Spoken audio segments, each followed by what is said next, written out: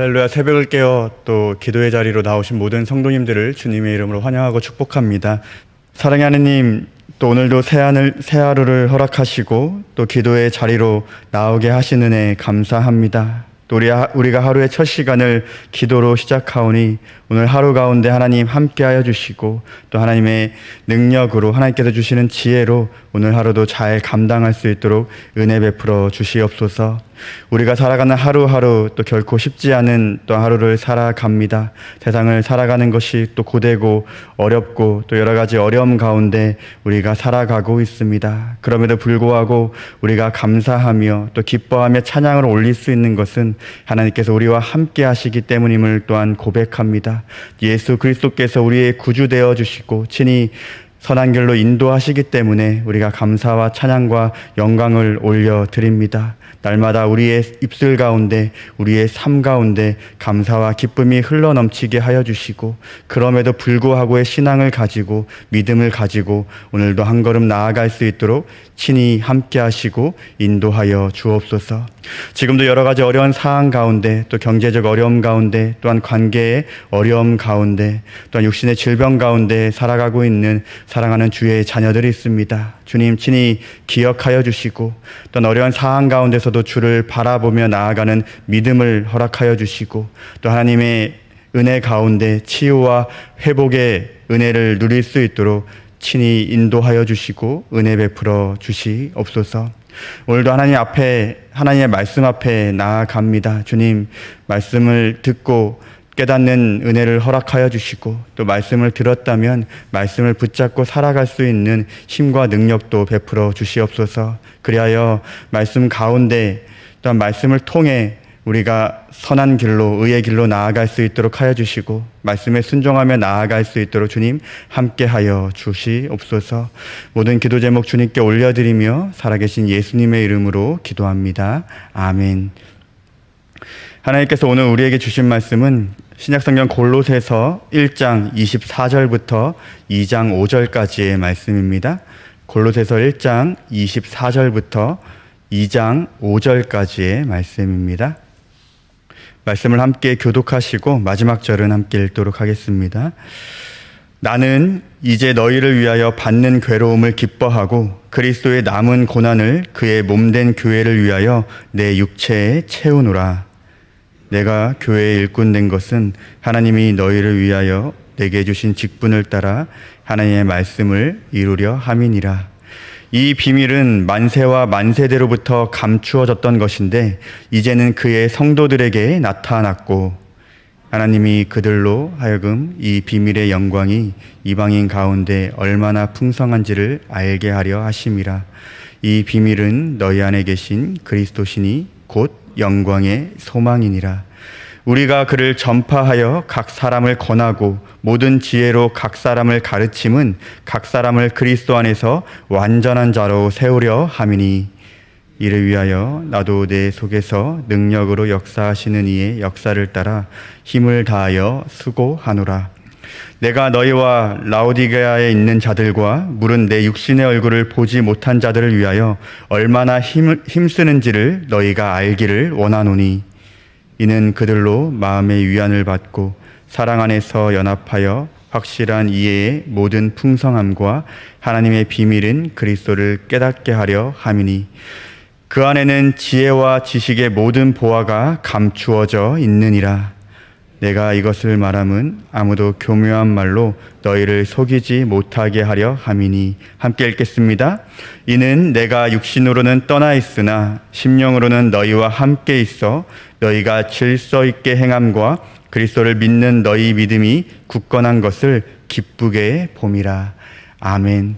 복음과 교회를 위하여 감당해야 할 세 가지, 교회와 복음을 위하여 감당해야 할 세 가지라는 제목으로 함께 말씀을 나누도록 하겠습니다. 예수 그리스도께서 친히 교회를 세우시고 또 교회의 머리가 되셨습니다. 그리고 지금도 교회의 머리로서 그 사역을 감당하고 계시는데요. 우리 성도들은 함께 모여 교회의 몸을 이루고 있습니다. 몸을 구성하는 지체가 각자의 역할이 있듯이 또한 교회 몸된 성도들도 각자의 사역을 감당하고 있습니다. 크게 우리가 감당하는 사역을 두 가지로 정리하면 첫째로 23절 마지막에 보시면 복음의 일꾼이라고 하는데 우리는 성도로서 복음 전파의 사명을 감당하고 있습니다. 둘째로는 25절 상반절에 보시면 교회의 일꾼이라고 하는데 우리는 또한 교회를 세우는 그 사명을 우리는 감당하고 있습니다. 우리는 복음과 교회의 일꾼으로 부르심을 받았습니다. 그렇다면 복음과 교회를 위한 사명을 감당해야 할 것인데 교회와 복음을 위해 구체적으로 어떠한 사명을 감당해야 하는지 세 가지로 정리하여 말씀을 나누도록 하겠습니다. 첫째로 우리는 복음과 교회를 위해 받는 괴로움과 고난을 기뻐해야 합니다.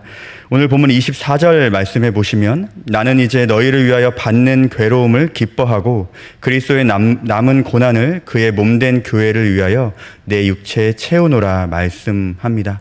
복음이 전파되고 또 교회가 세워지는 과정 가운데 반드시 성도들의 사랑, 희생, 수고, 헌신, 피땀, 눈물이 있어야 합니다. 25절은 이를 괴로움과 고난이라고 표현합니다. 사실 신앙에는 괴로움과 고난만 있는 것은 아닙니다. 우리는 교회를 통해 하나님께서 주시는 참된 위로와 평안, 기쁨과 행복도 누립니다. 하지만 우리가 교회를 통해 또 사명을 감당하는 데 있어 위로와 평안, 또 기쁨과 행복만 누리려고 해서는 안 된다는 것을 기억해야 합니다. 왜냐하면 괴로움과 고난이 없다면 복음이 전파될 수 없고 또 교회도 세워질 수 없기 때문입니다. 괴로움과 고난을 우리가 감내해야 한다는 건 또 잘 알 텐데 그러나 누구라도 괴로움과 고난을 또한 견뎌내는 것은 쉽지 않습니다. 할 수만 있으면 괴로움과 고난이 우리 가운데 없었으면 좋겠다라는 것이 대부분의 생각입니다. 그런데 놀랍게도 바울은 복음과 교회를 위해 받는 괴로움과 또 고난을 기뻐했다라고 말하고 있습니다. 그렇다면 어떻게 복음과 교회를 위해 받는 괴로움과 고난을 기뻐할 수 있을까요? 두 가지 비결을 알려드리려고 하는데요. 첫 번째는 예수 그리스도의 고난으로 우리가 구원받았기 때문에 기뻐할 수 있다는 것입니다. 예수님께서 우리에게 베푸신 놀라운 사랑과 은혜를 기억하는 것이 고난 중에 기뻐할 수 있는 첫 번째 비결입니다. 두 번째는 예수 그리스도께서 우리의 고난에 동참하시기 때문에 기뻐할 수 있습니다. 예수님께서 언제나 우리와 함께 하시고 뿐만 아니라 우리를 언제나 도우신다는 것을 기억할 때에만 고난 중에 기뻐할 수 있다는 것입니다. 이 두 가지 비결을 기억하며 이 복음과 교회를 위해 기꺼이 고난과 괴로움을 감내하는 저와 성도님들 되시기를 소원합니다. 우리가 교회를 위하여 사랑하고 희생하고 수고하고 헌신하고 또 피와 땀과 눈물을 흘릴 때 예수 그리스도의 복음이 이 세상에 전파될 것이고 하나님의 교회가 이 땅 가운데 온전히 세워질 줄 믿습니다. 이 사명을 위해 또한 기꺼이 고난과 또한 괴로움을 감내하는 저와 성도님들 되시기를 바랍니다. 둘째는요, 우리는 복음과 교회를 위해 하나님의 말씀을 이루어야 합니다. 25절 말씀입니다. 내가 교회의 일꾼 된 것은 하나님이 너희를 위하여 내게 주신 직분을 따라 하나님의 말씀을 이루려 함이니라. 25절 말씀에 하나님의 말씀을 이루라 이렇게 말씀하는데 여기서 하나님의 말씀은 무엇일까요? 이어지는 26절 말씀에 보면 하나님의 말씀을 오랫동안 감추어졌던 비밀이라고 말씀합니다. 또 궁금하죠? 그럼 오랫동안 감추어졌던 비밀, 이것은 또 무엇일까요? 이어지는 27절에 보시면 오랫동안 감추어졌던 비밀이란 우리 안에 계신 예수 그리스도다 이렇게 말씀하고 있습니다. 즉 하나님의 말씀이란 예수 그리스도에 관한 비밀을 말하고 있습니다. 우리의 신앙의 핵심 역시도 예수 그리스도입니다. 그리고 우리가 매일 새벽 앞으로 나누게 될 골로새서의 핵심 주제도 예수 그리스도입니다. 하나님의 말씀을 이룬다는 것은 예수 그리스도께서 우리의 신앙뿐만 아니라 우리의 삶 전체에 영향력을 끼치는 것을 말합니다. 말씀을 이루어가라. 우리의 삶 가운데 예수 그리스도의 영향력을 가득하게 해라. 우리가 만나고 가르치는 사람들이 예수 그리스도로 그 영향력으로 가득하도록 하라라는 것이 하나님의 말씀을 이루라는 것입니다. 예수께서 우리의 삶 전체에 영향력을 끼칠 때 우리는 그제서야 세상이 아닌 예수님을 따를 수 있고 또한 거짓에 미혹되지 않을 수 있습니다. 왜 이러한 말을 했냐면 골로새서가 쓰였던 당시에 거짓 선지자들이 많이 일어나 성도들을 미혹했기 때문입니다. 거짓 선지자들은 자신만이 하나님의 비밀을 알고 그것을 해석할 수 있다고 이렇게 성도들을 미혹했습니다. 그 결과 여러 성도들이 이 거짓 선지자들의 미혹에 따라 교회를 떠나게 됩니다. 이 초대교회에 등장했던 거짓 선지자들의 모습을 보면 오늘날 이단과도 참 비슷합니다. 이단의 교주들은 자신이 그리스도다라고 이야기합니다. 자신만이 이 하나님의 말씀인 성경의 비밀을 해석할 수 있다고 주장합니다. 특히 계시록을 풀어 마음대로 해석하기도 합니다. 터무니없는 이단들의 주장에도 불구하고 수많은 사람들이 여전히 미혹되고 있습니다. 기독교 인구는 점점점 줄어간다고 하지만 이런 이단에 미혹되는 숫자들은 계속해서 늘어가는 통계를 보여주고 있습니다. 교회는 어떻게 해야 할까요? 성도들이 세상이 아닌 예수님만을 따르고 거짓에 미혹되지 않도록 말씀이 이루어지게 해야 합니다. 주일 예배뿐만 아니라 주중의 삶이 신앙뿐만 아니라 세상의 삶 전체가 예수님의 영향력 아래에 있을 수 있도록 교회는 도와야 하고 가르쳐야 하고 우리는 그것들을 하기 위해 노력해야 한다는 것입니다. 여기서 한 가지 더 살펴볼 것은 27절 마지막에 영광의 소망이라는 단어입니다.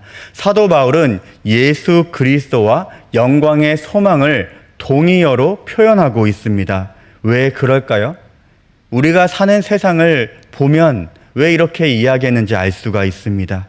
우리가 살고 있는 세상을 한번 생각해 보십시오. 특별히 다음 세대를 생각해 보면 소망 없는 세대로 살아가고 있습니다. 세상을 보면 어디에도 소망을 찾아볼 수 없다는 것입니다. 이미 수많은 청년들이 많은 것들을 포기하는 그런 세상을 우리는 보게 되고 또 많은 사람들이 절망하며 또 우울감에 중독에 자살에 또 강력 범죄 등 세상은 점점 어두워지고 절망에 사로잡혀 있는 것을 우리는 눈으로 보고 있습니다. 소망 없는 세대에게 영광의 소망, 유일한 소망 되시는 분이 누구시냐라고 했을 때 예수 그리스도만이 이 세상의 유일한 소망이요 참된 소망임을 우리는 전파해야 할 책임이 있다는 것을 사도 바울은 이야기하고 있는 것입니다. 너희가 믿는 예수 그리스도만이 영광의 소망이요 이 세상의 유일한 소망이기 때문에 우리가 살아가는 그 세상 가운데 오직 예수 그리스도만이 우리의 소망 될 수 있다라는 것을 전파하라고 이렇게 말씀하고 있는 것입니다. 소망 없는 세대를 향해 우리는 어떻게 해야 합니까? 예수 그리스도만이 우리의 참 소망임을 우리의 입술을 통하여 또한 우리의 삶을 통하여 증명해야 한다는 것입니다. 이 사명을 감당하는 저와 성도님들 되시기를 주님의 이름으로 축원합니다. 마지막으로는 우리는 복음과 교회를 위해 그리스도 안에서 완전한 자를 세우고 우리도 세워져야 한다는 것입니다. 28절 말씀입니다. 우리가 그를 전파하여 각 사람을 권하고 모든 지혜로 각 사람을 가르침은 각 사람을 그리스도 안에서 완전한 자로 세우려 함이니. 어린아이가 어른으로 성장하는 것 같이 신앙에도 성장이 있어야 합니다. 신앙의 연수가 오래되면 오래될수록 영적인 성장과 인격적인 성숙이 뒤따라야 합니다. 왜냐하면 모든 성도의 목표는 그리스도를 닮아가는 것, 즉 성화이기 때문입니다. 그렇다면 그리스도 닮은 자, 28절 말씀대로 하면 그리스도 안에서 완전한 자가 되기 위하여 어떻게 해야 할까요? 28절 말씀을 토대로 세 가지 방법으로 정리할 수 있습니다. 첫째로는 전파를 통해 완전한 자로 세워질 수 있습니다. 여기서 전파하는 것이란 설교로 말할 수 있습니다. 우리는 설교를 통해 영적으로 성장할 수 있습니다. 그렇기 때문에 설교를 통해 전해지는 이 하나님의 말씀을 사모하고 또한 말씀을 들었다면 말씀에 순종해야 합니다. 때로는 저도 그렇지만 최선을 다해 설교를 준비하더라도 메시지나 또 언변, 전달 방법, 제스처 여러 가지 등등등 부족함이 보일 때가 있습니다. 마음이 또 어려울 때가 있습니다. 그러나 여기서 선포되는 말씀이 설교자의 말이 아니라 하나님의 말씀으로 온전히 받을 때에만 완전한 자로 세워질 수 있습니다. 이것을 우리는 기억해야 합니다. 두 번째로는 각 사람을 권함으로 완전한 자로 세워질 수 있습니다. 여기서 권하는 것을 권면이라고 할 수 있는데요. 권면이란 바로잡아 돌이키도록 돕는다라는 의미를 가지고 있습니다. 교회에서는 권면을 하는데요. 권면의 기준은 오직 하나님의 말씀입니다. 권면을 듣는 입장에서 누군가가 하나님의 말씀을 기준으로 권면했을 때 듣는 태도가 참 중요한데요. 보통 사람들은 자기 중심적인 사고를 가졌기 때문에 아무리 하나님의 말씀을 기준으로 권면을 하더라도 받아들이기 참 어려워합니다. 그리하여 하나님의 말씀으로 권면했다고 하더라도 오해하거나 그 말씀에 마음이 상하기도 하고 다투기도 합니다. 그렇기 때문에 우리는 이러한 마음을 가지고 권면을 들어야 합니다. 누군가 특별히 영적인 지도자가 하나님의 말씀을 기준으로 하여 권면하였을 때 그게 하나님께서 우리에게 말씀하시는 것이구나 하고 기쁨과 감사로 받아들여야 하고 또한 그것들을 듣고 바로 잡아 돌이켜야 합니다. 그때에서 비로소 완전한 자로 세워질 수 있기 때문입니다. 우리는 이것을 기억해야 합니다. 마지막으로 세 번째는 각 사람을 가르침으로 완전한 자로 세워질 수 있습니다. 가르친다는 것은 교회가 성장하도록 또 성도가 성장하도록 하는 실제적인 교훈을 말합니다. 어떠한 추상적인 교리가 아니라 우리가 일상생활에서 적용할 수 있는 가르침을 말합니다. 그렇기 때문에 우리는 말씀을 들었다면 듣는 것으로 그치는 것이 아니라 우리의 삶 가운데 이 말씀을 적용해야 합니다. 우리가 만약에 사랑에 대한 말씀을 듣고 배웠다면 사랑을 해야 하고 또 섬김을, 희생을 배웠다면 또한 삶 가운데 희생하고 섬겨야 합니다. 또 전도를 우리가 말씀을 듣고 배웠다면 삶 가운데 어떻게 전도할까, 어떻게 이것들을 적용할까 하며 또한 전도해야 하고 또 인내를, 또 충성을, 또 이러한 것들을 배우게 되면 우리의 삶 가운데 배웠던 주일의 말씀을 가지고 어떻게 인내하지, 어떻게 충성하지, 어떻게 그리스도를 닮아가지를 생각하며 그것들을 이뤄내 나가기 위해 우리가 힘써야 한다는 것입니다. 교회는 하나님 말씀 안에서 서로 가르치고 배우고 또 일상생활에서 실천하는 장이 되어야 합니다. 지체들이 서로 가르치고 함께 배우고 또한 훈련받고 삶 가운데서 이것들을 적용할 때 우리가 완전한 자로 세워질 수 있기 때문입니다. 결론을 29절 말씀으로 맺고자 합니다. 이를 위하여 나도 내 속에서 능력으로 역사하는 이의 역사를 따라 힘을 다하여 수고하노라. 사랑하는 성도님들, 우리는 복음과 교회를 위해 사도 바울의 고백처럼 힘을 다하여 수고해야 합니다. 앞서 말씀드린 세 가지를 잘 감당해야 합니다. 복음과 교회를 위해 우리가 감당해야 할 세 가지, 이것들을 다시 한번 말씀을 드리고 말씀을 맺도록 하겠습니다. 첫째, 우리는 복음과 교회를 위해 받는 괴로움과 고난을 기뻐해야 합니다. 둘째로, 우리는 복음과 교회를 위해 하나님의 말씀을 이루어야 합니다.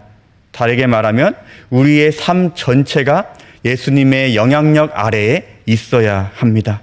마지막으로 셋째는 우리는 복음과 교회를 위해 그리스도 안에서 완전한 자를 세워야 하며 우리도 그리스도 안에서 완전한 자로 세워져야 합니다. 하지만 우리의 힘과 능력으로는 이것을 감당할 수 없습니다.